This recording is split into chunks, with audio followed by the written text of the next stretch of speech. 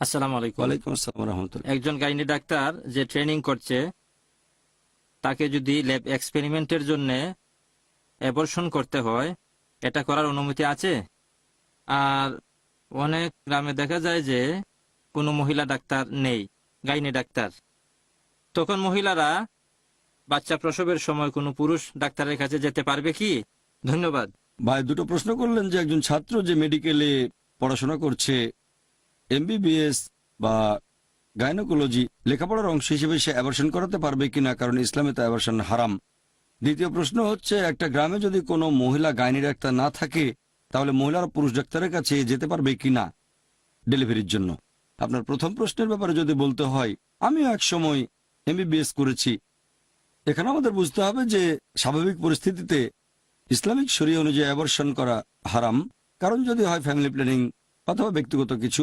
তবে যদি জীবনের আশঙ্কা থাকে, যদি মায়ের জীবন হুমকিতে পড়ে, গর্ভে সন্তান থাকলে মায়ের জীবন যদি হুমকিতে থাকে তাহলে অ্যাবর্শনের অনুমতি আছে। যেমন ধরেন, একজন মহিলার অনেকবার অপারেশন হয়েছে, 3বার বা 4বার, এখন যদি সে আবারও গর্ভধারণ করে তাহলে সেটা তার জীবনের জন্য হুমকি হয়ে দাঁড়াবে, তখন ইসলাম অনুমতি দিচ্ছে, অপারেশন করা যেতে পারে। অথবা সেই মহিলার আছে হৃদরোগ, হার্টের সমস্যা, আর এই অবস্থায় গর্ভধারণ করলে তার জীবনের আশঙ্কা থাকতে পারে, তখন ইসলামিক শরিয়া বলছে বড় ক্ষতির চেয়ে ছোট ক্ষতি মেনে নেওয়া ভালো। তাহলে মায়ের জীবন বেশি গুরুত্বপূর্ণ।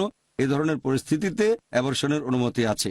এখন যদি এটা বাধ্যতামূলক হয় যে কমপক্ষে একজন ছাত্র এতগুলো অ্যাবর্শন করবে বা এতগুলো ডেলিভারি করবে, এটাকে অ্যাবর্শন না বলে ডেলিভারি বলা যায়। তবে উপরের লেভেলে অ্যাবর্শনের প্রয়োজন আছে।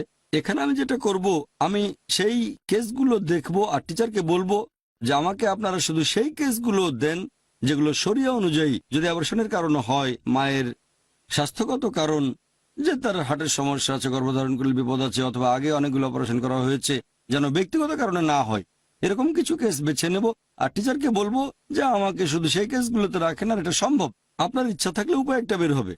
আপনার দ্বিতীয় প্রশ্নের ব্যাপারে যদি বলতে হয়, হিজাব পরানোর কারণে এটা করলে ভালো হয় যে একজন মহিলা যাবে মহিলা ডাক্তারের কাছে। তবে যদি সেখানে কোনো মহিলা ডাক্তার না থাকে তখন শেষ উপায় হিসেবে পুরুষ ডাক্তারের কাছে যেতে পারে। এ ধরনের ক্ষেত্রে হিজাবকে একটু শিথিল করা হয়েছে।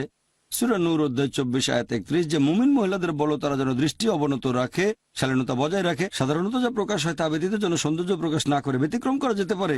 একটা হচ্ছে রোগীর জীবন হুমকির মুখে, আর সে সময় আশেপাশে যদি শুধুমাত্র একজন পুরুষ ডাক্তারই থাকে, রোগী মারা যেতে পারে, এরকম অবস্থা হলে শিথিলের অনুমতি আছে। এটা ছাড়া যখন জীবনসঙ্গী বেছে নেবেন সে সময় হবু স্ত্রীর মুখ দেখার অনুমতি আছে, এ সময় দেখতে পারবেন। আশা করি উত্তরটা পেয়েছেন।